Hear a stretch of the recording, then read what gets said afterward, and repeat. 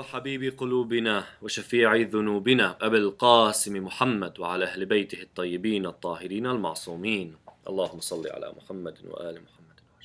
I begin by sending my salam, my salawat, my salutation to Ahl al-Bayt alayhim as-salam, to Muhammad wa Ali Muhammad, Allahumma salli ala Muhammadin wa Ali Muhammad, and specifically to Fatima al-Masuma, the daughter of Imam al-Kadhim, the sister of Imam al-Rida, the aunt of Imam al-Jawad, alayhim jami'an salamullah, the woman whose birth we celebrate today, and the woman who history itself bows down to for the value that she had, the closeness that she had to Ahl al-Bayt alayhim as-salam, and ultimately the closeness she had to Allah subhanahu wa ta'ala.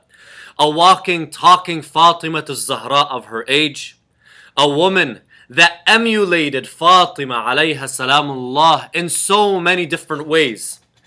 Rather, if history was to be questioned, who was a person who emulated Fatima al-Zahra alayha salam mostly throughout history, throughout your time?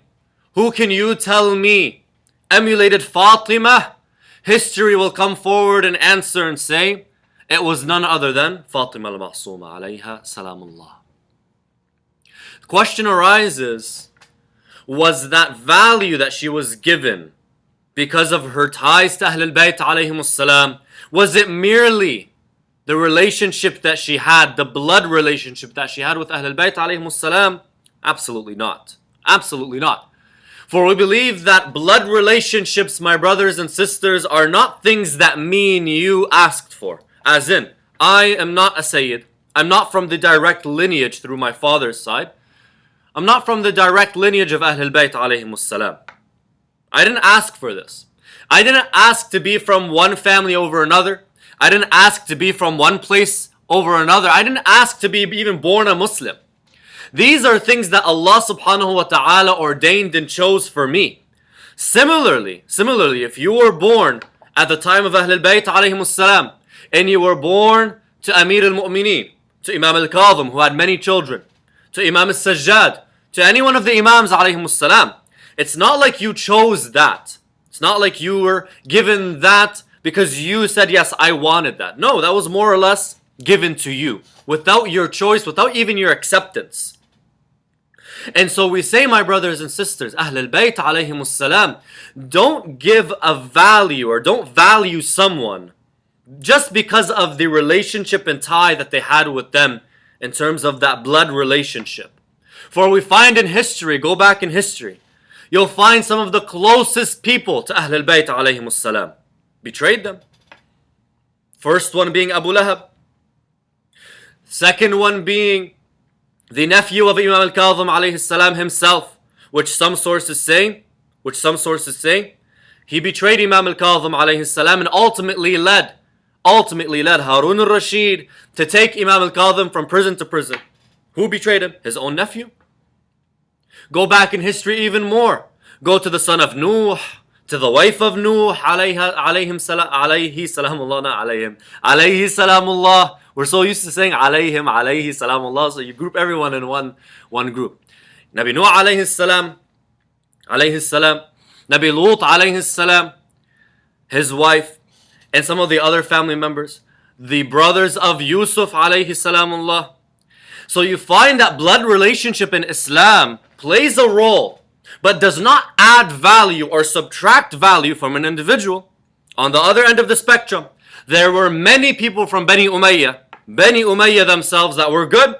Some of them being the companions of Ahl al-Bayt alayhim as-salam later on, to the degree where some of the companions from Bani Umayyah come to the Imam and say, in Ziyarat Ashura, you send la'na on Bani Umayyah qatibatan, all of them. The Imam alayhi salam says, yes, well, you're an exception. You're an exception. You're not of them or you're not from them. Or at the very least, that you're an exception to the overall rule. We reiterate and say, family ties don't give a value or don't elevate a person in level in the eyes of Allah subhanahu wa ta'ala. And Allah ta'ala explicitly says this in the Quran, or explicitly gives the general rule that race and gender relationships don't elevate. Akhlaq, taqwa, righteousness is what elevates. And so we ask, why does Sayyida Fatima al-Ma'suma alayha salam have so much value? As in, out of the 30 some odd children, if not more children of Imam al-Kadhim alayhi salam, why does Sayyida Fatima al-Ma'suma have the value that she has? Why is it when you go to Iran today, you go to Mashhad, you see the beautiful dome of Imam al-Rida, and you go to Qum and you see the beautiful dome of Sayyida al-Ma'suma, and the hawza that circulates Fatima al-Ma'suma alayha salam's grave? Why is it when you go to the ahadith of Ahl al-Bayt, you find some ahadith that come and say, the one who does ziyarah, visits Fatima al-Ma'suma alayha salam, lahul jannah, deserves paradise? Why is it that you find the hadith of Imam al-Sadiq alayhi salam where he says this? I'm going to read the hadith again for the barakah, as I always do. Look what the Imam alayhi salam says. He says, Ala inna lillahi haraman wa huwa Makkah. Allah has a shrine, has a holy place that's special to Him, or special for Him, or specifically for Allah. And that is Mecca. Ala inna li Rasulillah haraman wa huwa al-Madina. The holy shrine of Rasulullah is where? Medina. Ala wa inna li Amir al-Mu'mineen haraman wa huwa al-Kufa. Amir al-Mu'mineen has a special place on earth that's attributed to him, and that's Kufa. Wa inna Qum al-Kufa as-Saghira. And Qum is the small Kufa. Listen what now it says. ألا إن للجنة ثمانية أبواب ثلاثة منهن إلى قم. Jannah has 8 doors. 3 of them are to Qum. تقبض فيها امرأة من ولدي اسمها فاطمة بنت موسى وتدخل بشفاعتها شيعة الجنة بأجمعهم. And in this place called Qum, a woman from my lineage, this is Imam al-Sadiq speaking, a woman from my lineage, from the daughters of my son Musa, will be taken. She will die there. And from her shafa'ah, her intercession on the day of judgment, all of my Shi'as will enter heaven. And as you know, Wallahu al-alim, there's a distinction between Shia and Muhib. Shia and the lover of Ahlul Bayt. If that distinction is being made in this hadith, it's clear. If not, then it's clear that Ahlul Bayt alayhimus salam, they intercede for their lovers. And those that will ultimately go to hell, if it wasn't for the shafa'ah of Ahlul Bayt alayhimus salam, that's where they would ultimately go. But we know, inshallah, when we enter paradise, it's not going to be from our own actions. It's going to be from the intercession of Ahlul Bayt alayhimus salam. And that gift, that rahmah, that manifests itself in Ahlul Bayt alayhimus salam, that mercy of Allah that manifests itself through Ahlul Bayt alayhimus salam, that ultimately gets us to paradise. But the point that I'm trying to make is that Fatima al-Ma'suma has this value, has this level with Allah subhanahu wa ta'ala, has reached that point. Why? What is it? What is it that told us that Fatima alayha salam has this level? You can answer it like this. Whenever you want to know the value of a human being, there's 2 ways that you can know the value of a human being. 2 ways. Number one, you look at their actions, what they did, what they said. What effect did they leave? What effect were they the cause of? Essentially, look at what it is that they've manifested in the world around them and around everyone else, what they left for the nation, what they left for their people. The action of the human being is a telltale sign of the value of that person. It's a telltale sign of the value of that human being. But the actions of a human being are only, please keep this in mind, the actions of a human being are only telling when those around that person witness them commit that action, or history records that this person did this action. Amir al-Mu'mineen alayhi salam is known to be brave. Jameel. Amir al-Mu'mineen alayhi salam is known to be brave. How? Why? From the words that we read in the books of history that say Amir al-Mu'mineen alayhi salam took the door of Khaybar and ripped it off its hinges. Amir al-Mu'mineen alayhi salam fought the likes of Amr bin Wudd al-Amiri, who was equal to 1,000 men. Amir al-Mu'mineen alayhi salam, when he entered the battle of Siffin, the entire battleground shifted, changed, everything changed by one man entering the battlefield. Tayyib, this is a telltale sign of Imam Ali's bravery through his actions. Problem is, if history doesn't record these different events, you wouldn't know, you wouldn't have an idea, you wouldn't have a sign, a qarina, to tell you that Amir al-Mu'mineen is brave. So a person's actions, they tell a lot about the value of that individual, but it's very limited. So what's an alternative method that you know the value of a human being? When another person of value tells you of that person's value in the eyes of Allah subhanahu wa ta'ala.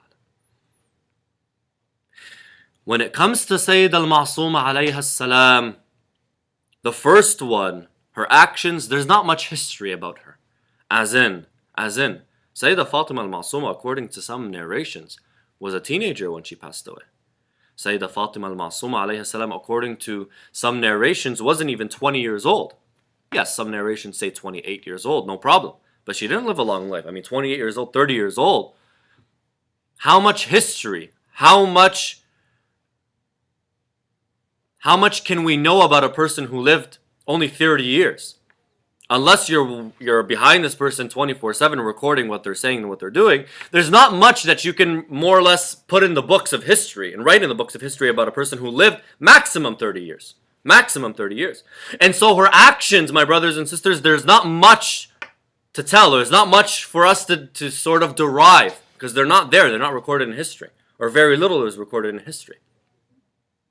So when it comes to the value of Sayyida al-Masuma, we go to the ahadith of Ahlul Bayt alayhimus salam speaking of her value.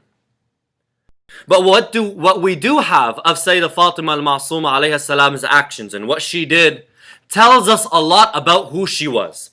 And you'll find in this hadith, or in this story, this hadith, both methods are employed. Both methods are used.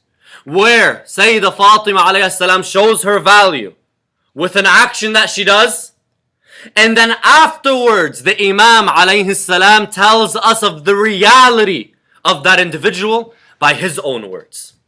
And the words are so strong and so deep that you will be mesmerized by the words of Imam al-Kadhim alayhi salam about his young daughter. Some riwayat say that this hadith that I'm about to tell you, this story that I'm about to tell you right now, Fatima al-Masuma was not even baligh, yani under 9 or 8, some odd, 8 or so years. She was less than 9 years old. She was a child. And Imam al-Kadhim alayhi salam had to say these words about Fatima al-Masuma alayhi salam. We will read the hadith insha'Allah before it. Allah salawat ala Muhammad wa ala Muhammad for Sayyida al-Masuma.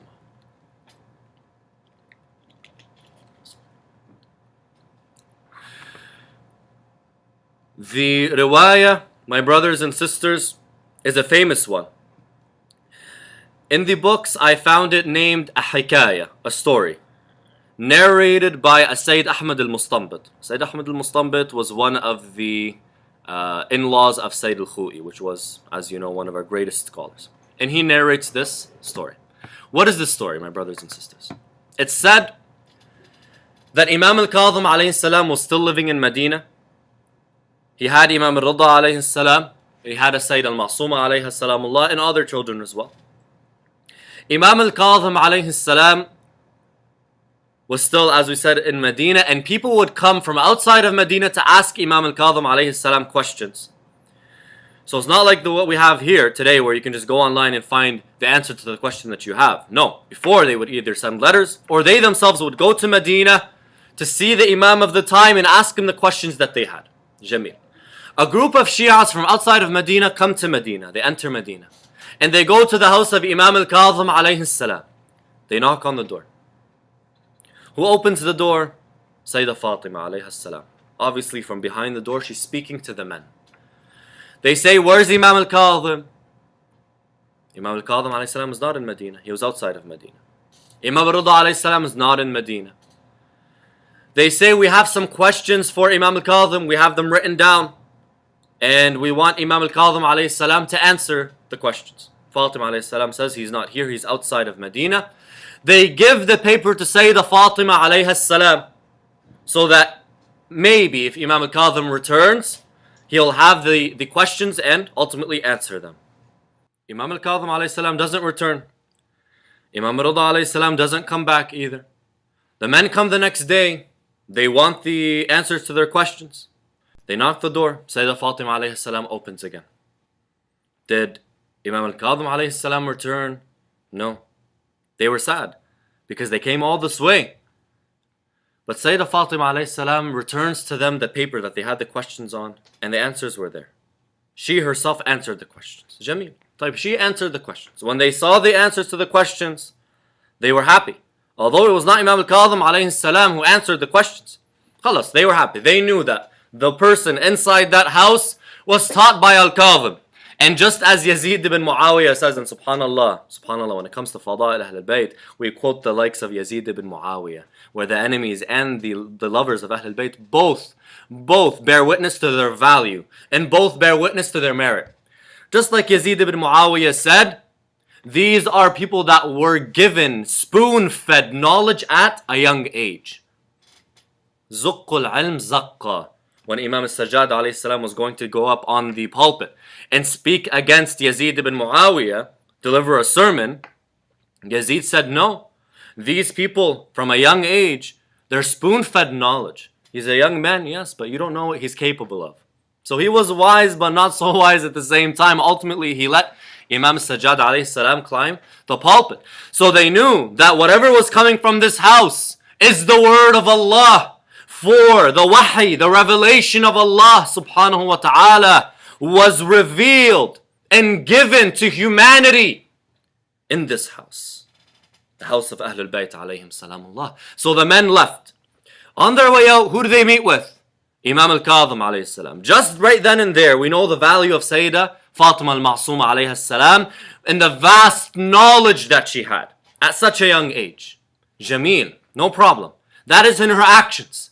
What about the words of Ahlul Bayt? The words of those who are valuable. They meet Imam al-Kadhim. They tell him of what happened. They show him the piece of paper with the answers of the questions on it. And Imam al-Kadhim alayhi salam says the same words that Rasulullah said to Fatima alayhi salam. What were the words? Fidaha abuha. Fidaha abuha. Fidaha abuha. May her father be sacrificed for her. May her father be sacrificed for her. May her father be sacrificed for her 3 times. When I say that Fatima al-Masuma mirrors Fatima al-Zahra alayhi salam, it's not just for fada'il's sake. It's not just because it sounds nice. No. The same words were said to Fatima alayhi salam by Rasulullah. It said Rasulullah was in a journey. He came back to Medina. He was angry. He came into the house. He was angry for some reason. God knows what happened and what made Rasulullah sallallahu alayhi wa sallam angry. But if Rasulullah is angry, and it's a big problem. It's an issue. I mean, Rasulullah was angry. He enters Medina. And usually when he enters Medina, he goes directly to Fatima alayhi salam. Sayyida Fatima alayhi salam, found out that Rasulullah was angry. What did she do? Summary of the riwayah, it said Fatima alayhi salam had some jewelry. She sent those to Rasulullah sallallahu alayhi wa sallam and told Rasulullah to give them in the way of charity. So that his anger could sort of go away. So that he can feel at ease again. When Rasulullah took the jewelry, he said, I will give them in the way of Allah subhanahu wa ta'ala. And he said, Fidaha abuha, Fidaha abuha, Fidaha abuha. May her father be sacrificed for her. He said it 3 times. Same words were said to Fatima al-Masuma alayha salam. Now I have a question. If I want to sacrifice something for something else, if I want to sacrifice something right now of whatever value in the place of or as a gift to someone or something else, that thing that I'm sacrificing has to be at the same level, or at the very least has to be compatible to some degree with what I'm sacrificing for. I'll give you an example of what I'm trying to say. Let's say right now I told you sacrifice something for Allah subhanahu wa ta'ala himself. طيب, let's not say Allah subhanahu wa ta'ala. Let's put Allah subhanahu wa ta'ala aside, no problem.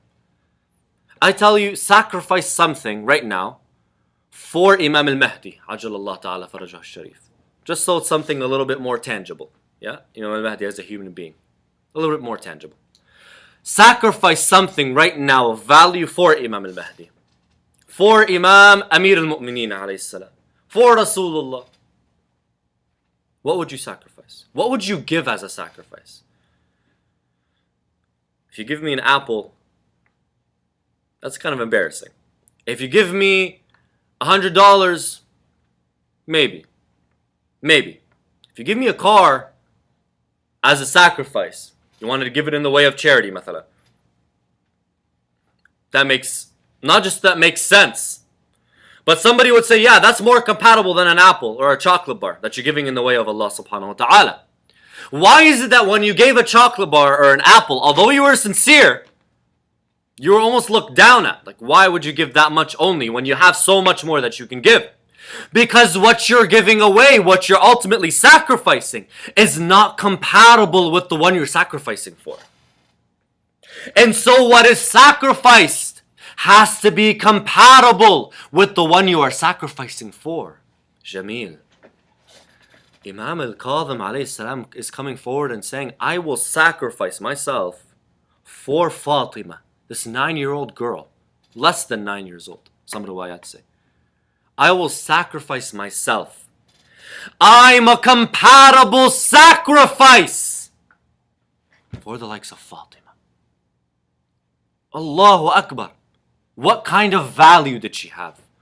That an Imam, a Ma'soom, is willing to put himself on the line for her.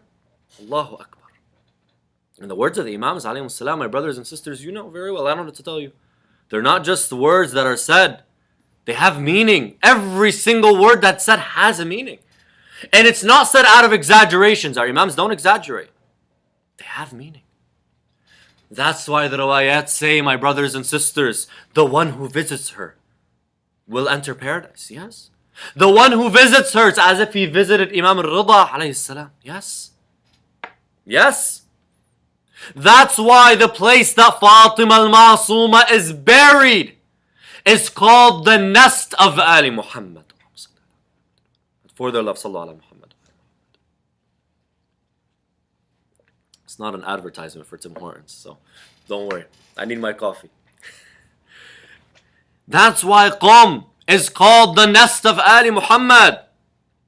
That's why Qum is protected by Allah subhanahu wa ta'ala from all tyranny, from all oppression, from all destruction.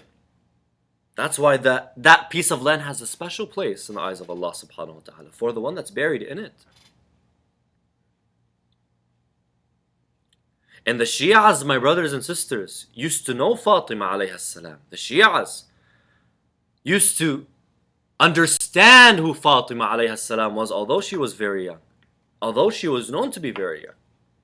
And it's not just now that these hadith are coming to us and we're starting to, now we know the value of Fatima alayhi salam. Or because we talk about them a lot, it seems like now, oh my God, she was a great... No!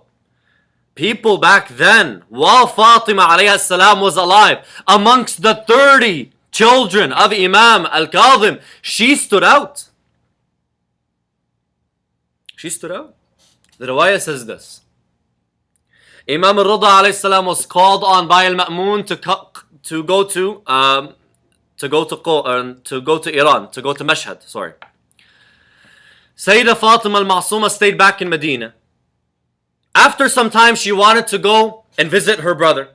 Whether she wanted to visit and come back or stay there with him, no problem. She wanted to go and see Imam al-Rida alayhi salam. So a caravan was made for Fatima alayhi salam. In that caravan, there were some of the brothers of Imam al-Rida. the brothers of Imam Rida alayhi salam, their children, and some of the close companions and the servants. It was a caravan moving towards Iran, moving towards Mashhad. On the way, the caravan passes by a city. In that city, the people had immense loyalty to Al-Ma'mun. The city was called Sawa. They passed by this city, or this small village, who were loyalists, very loyal to Al-Ma'mun al-Abbasi. When they knew that this was the caravan of the family of Imam Rida alayhi salam going towards Imam Rida, they attacked them. It said the battle that took place between the two left none of Imam Rida alayhi salam's brothers alive. They were all killed. Some men were alive, and they were able to take Fatima al-Ma'suma and rescue her, save her essentially, keep her out of harm's way. They were going towards Mashhad. They have pretty much no men with them anymore. Fatima al-Ma'suma alayha salam was injured. Some say she was poisoned. Some say because of the battle she was struck with a sickness of some sort. She fell ill on account of the battle. Whether there was whether they surrounded them, they cut off water supply, whatever it was. Either she was poisoned, alayha salam, or she fell ill on account of what occurred, what transpired. Sayyida Fatima al-Ma'suma alayha salam now has a choice. She keeps moving towards Imam al-Rida alayhi salam in Mashhad, or she detours and goes to Qum. She knows the value of Qum. She knows those in Qum are Shi'as of Ahlul Bayt alayhimus salam. And if there's any place for Sayyida Fatima alayha salam to go to regain her energy, it's to Qum. She chooses to go to Qum. Some historians say at this time she was about 28. Other historians come forward and say no, she was less than 20. Some of them go as far as to say she was in her teens, like early teens. Nonetheless, she made her way to Qum. When she entered Qum, one of the great companions, al-Muhaddithin, those who narrated many ahadith from Ahlul Bayt alayhimus salam, his name was Musa ibn al-Khazraj, or Musa ibn Khazraj al-Ash'ari.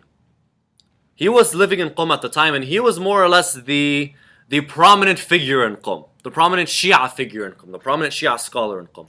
He welcomed Sayyida al-Masuma alayhi salam to Qum. It said, for the arrival of Sayyida al-Masuma in Qum, everyone from the morning was in the streets welcoming, there just waiting to welcome Fatima al-Masuma alayhi salam as she came in. When she came in, the Shias crowded in the streets, just to allow that light of Allah subhanahu wa ta'ala to feel welcomed in her city. She took the city.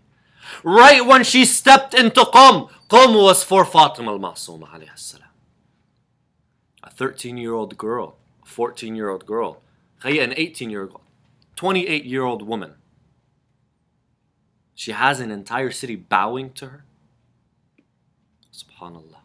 She walks through the city. She meets with Musa ibn Khazraj al-Ash'ari. He welcomes her into his home. The riwayah says she stays in his home for one day. And on account of her illness, she passes away. She's then buried in a piece of land. Some say it was for the Muhaddith al-Kabir, Musa ibn al-Khazraj al-Ash'ari. It was for him. It was his piece of land. She was buried there, and they built a tomb for Sayyida al-Ma'suma alayhi salam. Jameel, no problem. All of this shows you and tells you, my brothers and sisters, the value of Sayyida al-Ma'suma alayhi salam. But a question that I have, my brothers and sisters, is all of this was done for a girl that was 13, 14 years old according to some accounts. 28 years old according to other accounts. Did they not look at her and say she's too young to be given this much attention? She's too young to be given this much importance. No problem, she's from Ahlul Bayt alayhimus salam, but she's still a young person. She's still a young woman. She probably had siblings in her caravan that were older than her. Women. She potentially could have had that. Like Imam Rida alayhi salam at that time was maybe what, in his 30s, 40s maybe, if not older. Like she was, according to some accounts, 14, 15. Like there were brothers and sisters that were older than her. There were brothers and sisters that are older than her. The question that you and me, all of us ask, she was young. Her spiritual development, her development as a human being, as a person, there wasn't much time for that. So the question that me and you ask is, does age itself have any place in spiritual development? Does age play a role in spiritual development? And this is especially important for the youth. Does age play a role in spiritual development? Like you're 15, 16, 17. Do you need to be 40 to become like Ali al-Akbar alayhi salam, or similar to Ali al-Akbar alayhi salam, similar to al-Qasim ibn al-Hasan? Do you have to become a scholar with a long white beard to become a arif, the one that knows Allah, a trusted companion of God? The answer is no. Not at all. There are many people in history that broke this unspoken rule that if you're young, you don't have value in the eyes of God. Or if you're young, you're low on the totem pole. Many people, many youth broke that rule, that unspoken, unverbal, whatever, this unspoken rule as they say. First, Al-Qasim ibn al-Hasan, who was not ma'soom. Second, Ali al-Akbar alayhi salam, not ma'soom. Third, Ismail, the son of Imam al-Sadiq alayhi salam, not ma'soom. Fourth, fifth, sixth, some of our ulama, rahmatullah alayhim, that did not even commit a makruh from the day that they were mukallaf to the day that they died. Yani when this alim, Sharif al-Murtada, Sharif al-Radi, when he was 15, he did not even commit a makruh. Forget haram. Some other ulama, it said in class they would be asleep. Why? When they were asked by their father or their teacher, why are you asleep in the class? You're one of the best students in the class. Says, I didn't get any sleep at night. I was praying all night long. Type. Spiritual development, my brothers and sisters, spiritual development does not have any direct relationship with age. Rather, the ahadith seem to point to something different. The ahadith seem to point to the opposite, which is weird because we don't understand it like that. The ahadith seem to point in the opposite direction altogether. Listen to this hadith from Imam Sadiq alayhi salam. Look at this hadith. The hadith says Imam Sadiq alayhi salam sends one of his companions by the name of Abi Ja'far al-Ahwal to Basra. Abi Ja'far al-Ahwal, one of the companions of Imam Sadiq, is sent to Basra to do what? Da'wah purposes. He's there to call the people to Ahl al-Bayt alayhim salam. So when he comes back, Imam Sadiq alayhi salam speaks to him. He says, Atayt al-Basra, you went to Basra? The man says, yes. The Imam alayhi salam says, كيف رأيت مسارعة الناس في هذا الأمر? How did you see the people's reaction to our path of Ahl al-Bayt عليهم السلام? ودخولهم فيه. And did they embrace it? The companion says, والله إنهم لقليل ولقد فعلوا وإن ذلك لقليل. Not much. A small number of them did, but not much. The Imam alayhi salam said these words. Listen what he says. He says, عليكم بالأحداث فإنهم أسرع إلى كل خير. He says, what you need to do is target the youth. Why? Why the youth? It's counterproductive to target the youth. Superficially. It makes no sense to target the youth themselves. Why? Well, if I'm coming to the youth and I'm telling them, see all of these desires that you have around you, the opposite gender, the partying, the music, this, that, leave it all and come pray. That's not a narrative that the youth like to hear. It's not a way of life that is appealing to a young man or a young woman trying to find out what's going on in the world and curious about the world, what the world has to offer. It's counterintuitive to do something like that. No, go to those that are a bit more mature. Go to those that are young adults that have a sense of responsibility. That if they committed mistakes, they committed them. And they're past that sort of hump in their life where they want to know, they want to understand. Why are you going to the youth? Imam alayhi salam comes and gives us the reason why. Asra' ila al-khayr.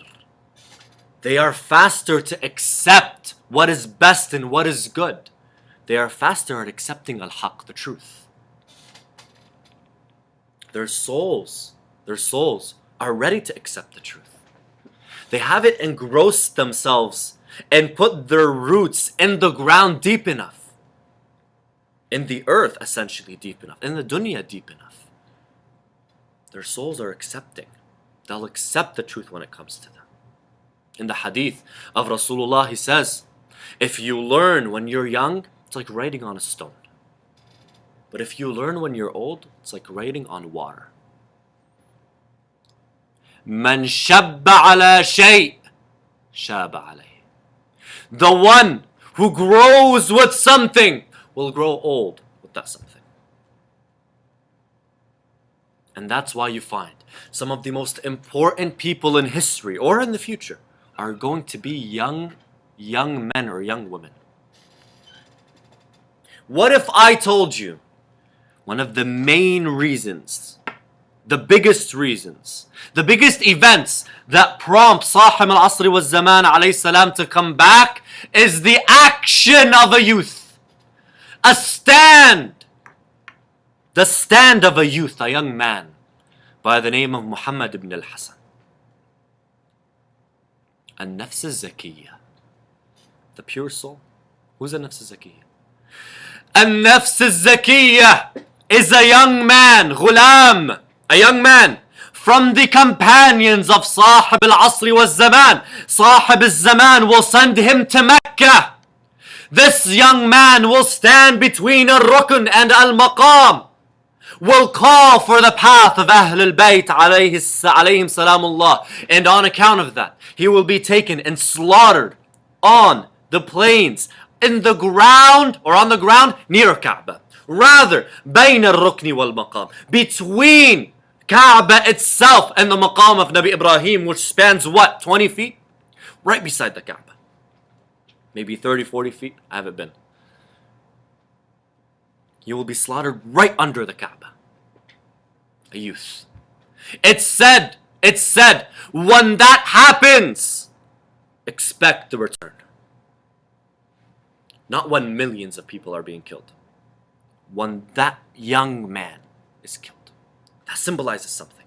That if they're willing to kill our youth, they're willing to kill the future. And if they're willing to kill the future, Sahib al-Asri wa Zaman alayhi salam will return. So that the future has something to hold on to. So that the future doesn't die. If the present is willing to die, the future is not what Sahib al-Asri wa Zaman alayhi salam will let die and let go. Fatima al-Masum alayhi salam is a symbol. Not to me and you, only me and you. Symbol to everyone. But specifically the youth. Specifically the young adults. You have the ability. You have the ability to change. To change yourself. And I'm talking to you about myself first and foremost. To change the future. To change what is to come. And Wallahu al-alim, I'm not anyone to say this is the reason for this, this, and this. But I'd say this is probably one of the biggest wisdoms behind Sahib al-Asri wa Zaman alayhi salam returning. That the future is now in jeopardy. When the youth are in jeopardy, the future is in jeopardy. And if the future is in jeopardy, the religion itself is in jeopardy. And that's it. أقول قولي هذا وأستغفر الله لي ولكم أسأله تعالى أن يعفو عنا ويغفر لنا ويرحمنا إنه نعم المولى ونعم النصير وآخر دعوانا أن الحمد لله رب العالمين صلى الله على سيدنا محمد وآله الطاهرين. اللهم صل